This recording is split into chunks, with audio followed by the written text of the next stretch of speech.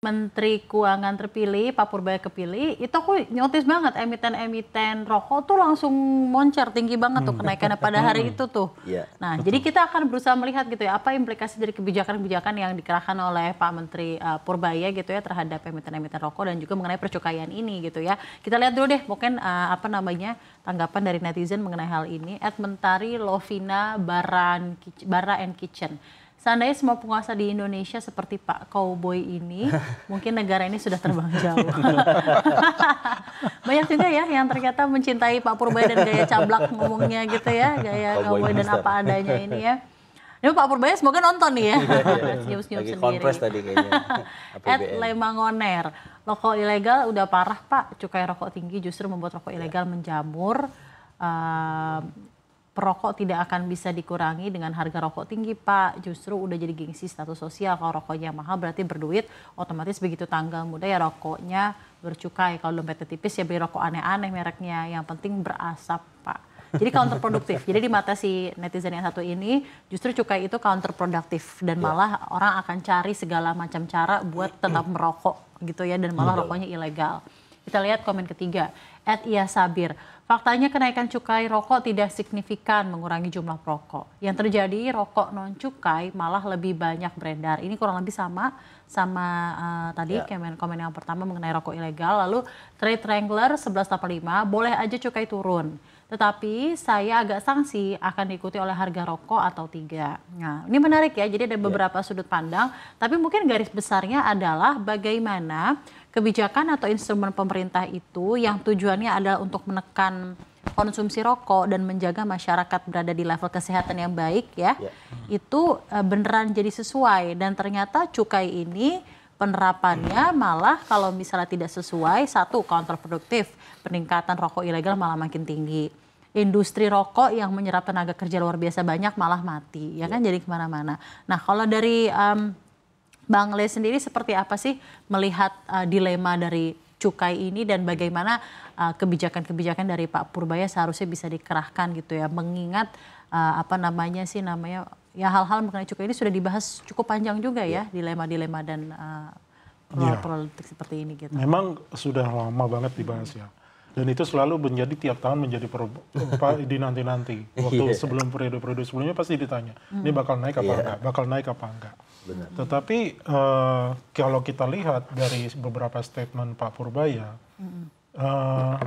dibilang nggak perlu naik. Nggak perlu naik. Kita bisa cari insentif yang cari sumber yang lain gitu kan. Nah, itu dari segi buat ekonomi dan pendapatan. Yes.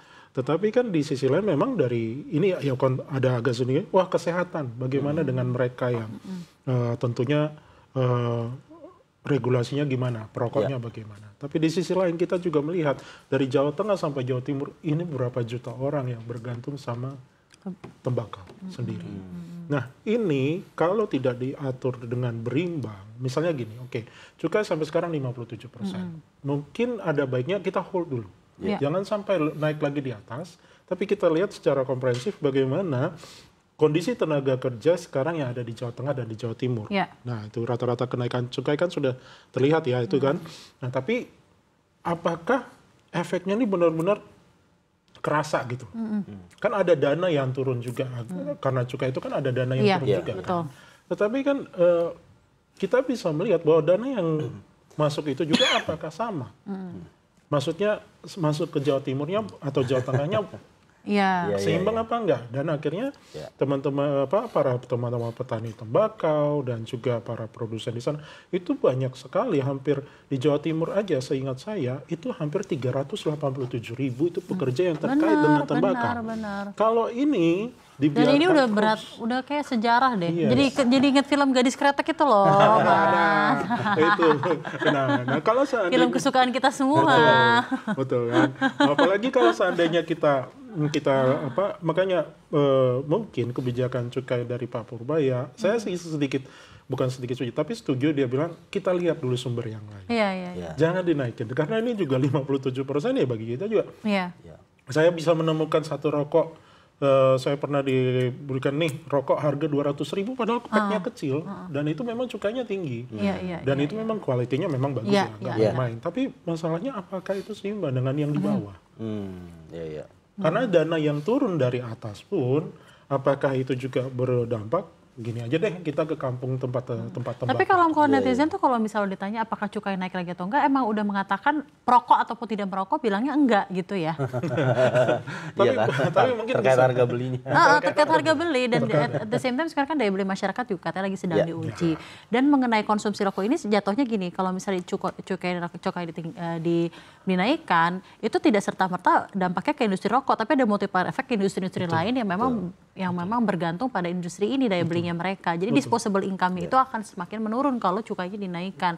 Tidak serta-merta dia ada hubungan langsung sama industri rokok gitu ya Bang Leh? Betul. Enggak ini karena jujur aja kan ya oke lah ada dana yang akan turun kembali, tapi tidak langsung dampaknya ke mereka langsung gitu.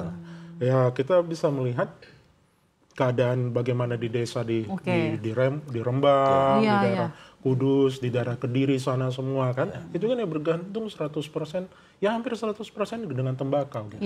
Tapi apakah dana itu masuk kembali ke mereka 100% enggak juga? Nah, itu dia makanya. Nah, kebijakan apa sebenarnya yang memang proaktif gitu ya dalam menekan tingkat perokok dan konsumsi rokok di masyarakat? Mas Iqbal, menurut Anda, tapi tidak lagi-lagi membebani industri dan masyarakat secara finansial mereka atau cukai saja. Karena kan sebenarnya ini ya one thing lah, selalu kan kita lihat semua dari supply demand. Ini ditekan gitu ya dari segi demandnya dengan harganya segini. Tapi supply-nya juga bagaimana itu dilihat. Kalau supply-nya sama aja rokok ilegal ya sama aja berarti kan hanya tutup satu gali lubang tutup lubang lainnya. Nah, ada secara komprehensif kira-kira kebijakan apa sih yang bisa dikerahkan masyarakat? Apalagi Pak Purba juga sudah ngomong kayaknya cukai nggak akan dinaikkan deh gitu. Kalau saya lebih meng-highlight soal sejak beberapa tahun lalu lah ya, kita udah membatasi mengendalikan lah, kalau dibilang membatasi ya enggak juga ya untuk perokok ya. Mungkin kita kalau ke fasilitas publik kita melihat ada disediakan ruang khusus perokok gitu ya, ke kantor pemerintah. Bahkan ada beberapa tempat yang memang sudah dilarang gitu. Jadi sebenarnya upaya mengendalikan ini saya lihat dari data Kementerian Kesehatan itu juga sudah mengalami penurunan gitu untuk perokok. Kemudian yang kedua adalah menurut saya rokok ilegal ya. Tadi di konferensi pers Pak Purbaya sudah mention juga bahwa yang dicecar itu, yang dikejar adalah keberadaan rokok palsu. Artinya rokok ilegal yang tidak ada cukai gitu ya. Dan itu dijual bebas di e-commerce ya.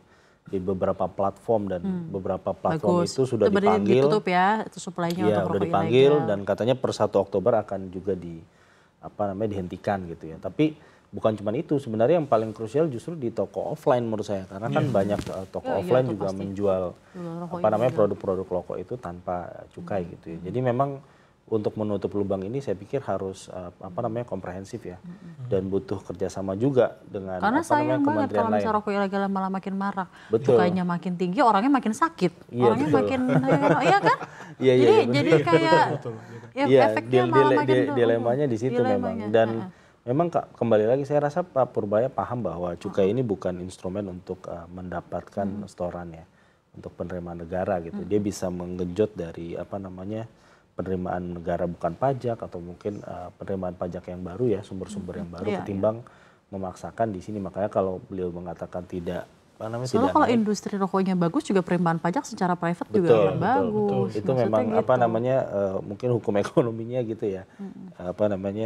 Bu Ade juga paham lah soal itu. Tapi yang saya highlight sebenarnya soal ilegal sih. Jadi saya berharap memang di bawah menteri yang baru, kemudian juga Pak Dirjen Bea Cukai juga baru. Saya sempat mention juga ini beberapa waktu lalu ya.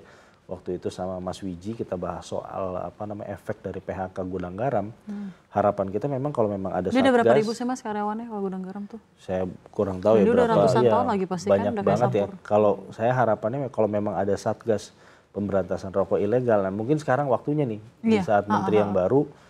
Gagasan itu sempat mengemuka ketika di era Ibu Sri Mulyani, waktu itu Pak Dirjen yang baru. Kalau memang perlu dibuat dan diaktifkan, saya rasa tidak ada salahnya sih diusulkan gitu. Jadi pemberantasannya itu memang serius, bukan cuma minta platform e-commerce untuk tutup. Itu mungkin mudah ya, tapi bagaimana di toko-toko offline ini sih sebenarnya. Ya, dan juga tentunya mungkin secara keseluruhan kalau mengingat tingkat kesehatan masyarakat, Kesmas gitu ya, ya penyuluhan tentang merokok ya semakin digencarkan. Ya, bagaimanapun juga kembali lagi ke situ ya. Jadi memang ada bentuk-bentuk insentif dan disinsentif berupa finansial, disinsentif berupa holistik, pendekatan manusiawi ya. Karena satu sisi kalau hanya pendekatan secara cukai dan saja dan penerapan beban kepada pendapatan masyarakat dan industri, atau kalau counterproduktif ya, orang akan semakin cari cara gitu ya. Nggak akan berhenti itu. Akan cari cara kok, karena begini ya, kita nggak usah tutup mata.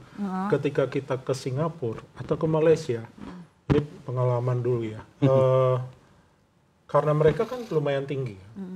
Jadi kita tuh orang Indonesia agak sedikit nakal, sering kadang-kadang ada rokok bawa dari Batam, dibawa, dijual di sana dengan harga yang lebih murah. Tidak ada pita dari sana, pita cukai atau segala macam kan. Orang kita itu. Orang kita itu kan.